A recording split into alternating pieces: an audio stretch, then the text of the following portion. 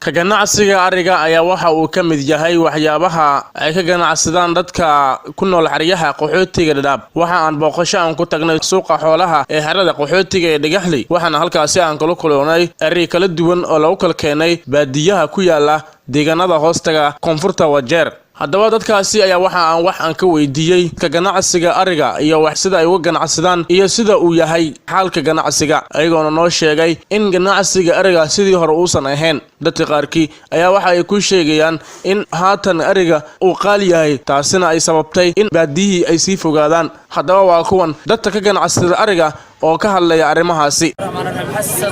حسين برخد حستكر بانكو مقعديرة waxaan joogaa xerada Dhagaxley baan joogaa hawa neefka ariga 7 kun baa u badan hadda dadkii waa naga ka guuray suuquma noo jirta meel walba suuquma ka jirta ay lacagta marka maxaa ganacsiyadii waa naga yaraatay abaar baa ka dhacday wadanka marka neefka u badan 8 kun 7 kun 2 marka xilliyadii abaaraha ay dhacayeen iyo xilligan maxay kala duwan ganacsiga ariga abaarihi baa dhaamay hadda waxoogaa doog aan helay hadda ka daran tahay abaarihi maadaama lacag baa wadanka taala hadda wadanka lacag ma taalo lacag la'aan xun baa ka dhacday meesha haweenkii ana iscunayna neefkii la kala isku meeltay dadkii wuu iswadana mid salaamay male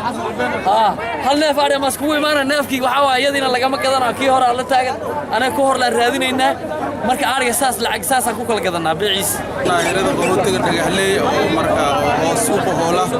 inaan u imaanay oo ari inaan gadano arigana oo qaali ah sababta oo waxa keenay ariga oo looda oo baadiyo iyo meelaha laga keenay arigana qaaliyeey saas awdeedna waan iska gadanaynaa ariga wixii tahay waan iska gadanaynaa lama quraan waa oo jilalay Cabdirasaaq Kaahi Miftaax telefishinka RTN xeryaha qaxootiga Dadaab.